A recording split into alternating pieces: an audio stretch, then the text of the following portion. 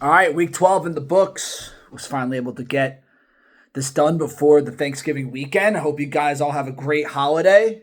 Should be some really good football on the next two nights, including the Friday game, and got some college football there, rivalry week. So, recap last week, I beat Dooley 132 to 119. Gaddy beat Sidnam 121 to 114. Reed beat Ted 153 to 83. Bobby beat Rusty 135 to 93. Carbs beat Matt 99 to 58. And Brad beat Tyler 118 to 111. So that is what we got so far. We did have two teams clinch the playoffs right now. You have Matt and Brad are in. They have not locked the one seed up, have not locked in a bye, but are officially in the playoffs, which means there are 4 spots left. And as of right now, me, Gaddy, Reed, and Carbs are in. Rusty is still lurking. Bobby and Dooley are still lurking. But 2 weeks left. This is kind of where the teams got to start playing better, got to start getting you some big wins. No buys this week, but I think the Giants and the 49ers have buys next week. So really late in the season, but it is what it is. So we'll continue it. 10 at 12. Again, 1-11. Not much really to say here. RJ Harvey looks good. I think if he's going to be a guy that can, with Dobbins out for Denver, I think he has a big factor in the run game there. So I think he could be a nice piece moving forward. Maybe he could play spoiler at this point. Tyler at 11. Tyler's had some close games. Like Tyler almost beat Brad this week. He's had some close matchups, so I wouldn't he's had some life and a pulse with the team. Dak Prescott's played really well at quarterback, so I'm not going to count Tyler's team out completely for this year, but I'm saying maybe he can play spoiler is what I'm kind of getting at. Sidnam at 10. Again, these are all teams that are eliminated at this point. I do like the receiver depth that Sidnam will have going into next year. But as of right now, he's out. So they're out of the playoffs completely, but they're not necessarily eliminated from a bye, I guess, is the next group, even though they're not in the playoffs right now. So I have Dooley at 9. Jack Smith-Jigba amazing. You can't really say, we were having a conversation before, me and Ted and Rusty, about it.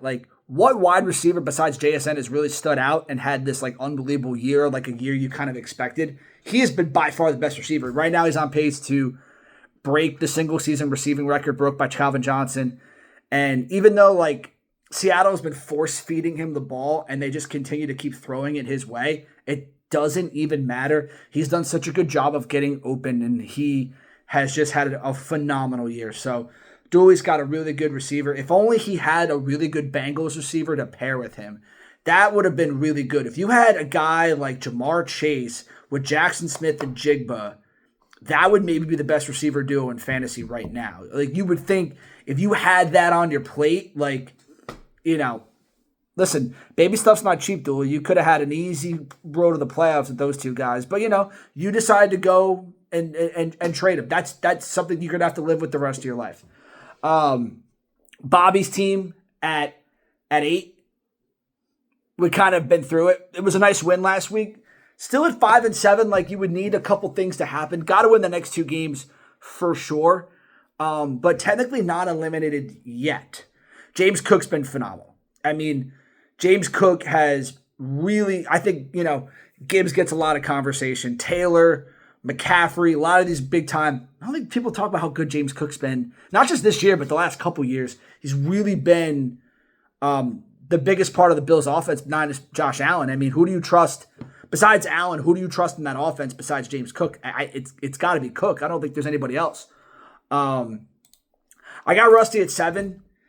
2 tough losses the last couple weeks. You don't love the Higgins injury, and you don't love the fact about this uncertainty of Baker Mayfield with Igbuka, who's been awesome this year, and I love him.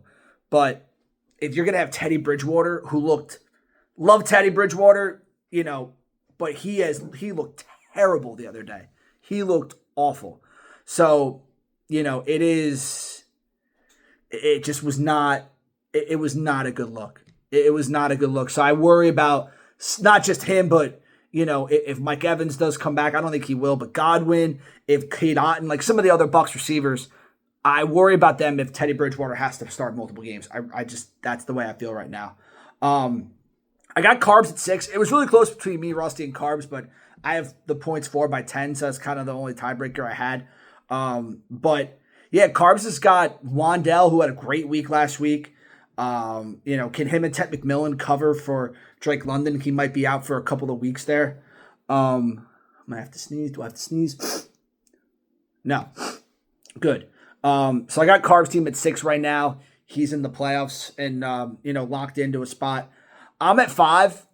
Have really kind of bounced back and saved my season. I've won 3 in a row, despite Lamar Jackson not really giving me much.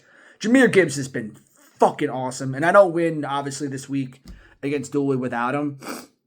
But, man, Gibbs has been everything I could ask for and more. And then not only just this year, but the last couple of years I've had him. And I feel like the Lions now are like, oh, we like David Montgomery, but we like Jahmyr Gibbs. We really should give him the football a lot more than we should give David Montgomery. So I feel like the Lions have kind of had a change of heart there. But Montgomery's been a solid back. He has. But he's not Jahmyr Gibbs. Not many people are. I got Reed at 4. I know he's 7-5. So you say, okay, he trails Carbs. He's 8-4. He trails me. But the points 4 are still there. He's only 6 behind Gaddy for the most in the league. Still getting really good performance from Amon-Ra St. Brown and Trey McBride and Puka Nacua. It's not just a dig at the Eagles, Reed. It's just, what are you going to get from Saquon Barkley? He is not the same running back that he was last year. And this Eagles offense with Jalen Hurts has not looked the same. If you can get those two guys to play the way they played last year, then I think you got a chance to win the whole thing. But if those guys are going to underperform, and I'll say the same thing about Lamar and Derrick Henry, if those guys do not step it up, because they've been worse than Saquon and Jalen Hurts have been. If those guys don't step up, I don't got a chance. So I really feel like for us too, it's the quarterback running back duos that we've kind of traded a lot for. And, it just hasn't been the same Saquon this year. Hasn't been the same Derrick Henry this year. It's going to be other guys on the team kind of relying. But I do think your core is a little better, especially with how good Trey McBride has been. He's been the best tight end in the league by far. I got Brad's team at 3. Brad and Matt have officially clinched the playoffs, so that's great to see. I mean, McCaffrey, holy guy. Him and Pickens have really been such a big part of your team. I think people have kind of like, oh, is Lamb going to take more than Pickens? Well, right now, Pickens is their number 1 receiver. I don't know if he's better than Lamb long term or just, even the next year. But right now, you just feel like Dak Prescott can throw, especially with the drops that CeeDee Lamb has had.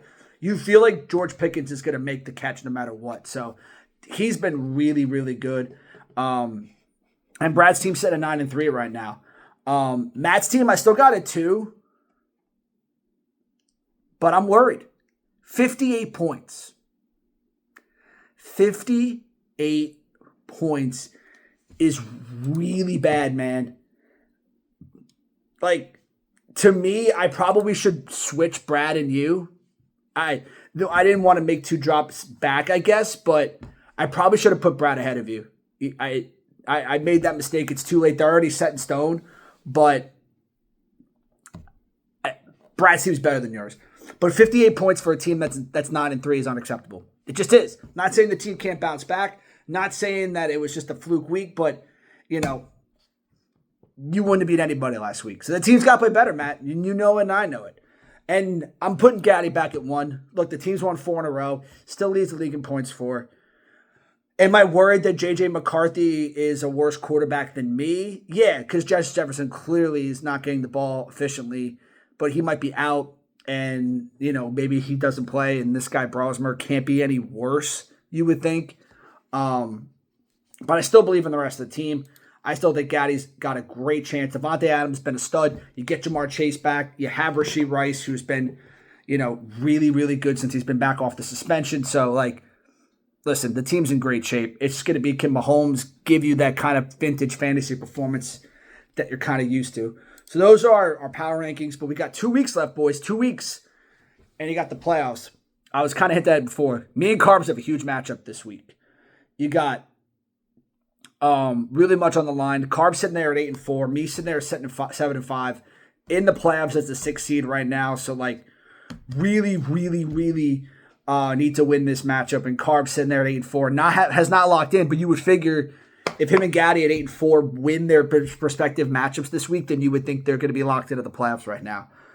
Matt versus Rusty. Rusty's got to win this matchup. To me, Rusty's lost the last two.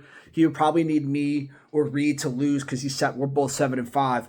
But Rusty has to beat Matt this week, no matter what. It's a must win for them. Reed against Bobby, again, same thing. Bobby has to win the next two, and even then, there still needs a lot of stuff to happen for them to get in. But, big game for both teams. So you got those three matchups are all marquee. Gaddy versus Ted. Listen, Gaddy's got to take care of business there, so you feel like he's going to win that matchup. Tyler and Sidnam, a meaningless matchup, unfortunately. And then you have Brad and Dooley, where Dooley still got a chance to get in, despite everything that's kind of happened. You would need some help. Again, him and Dooley and Bobby need help. Russ has got a good chance to get in.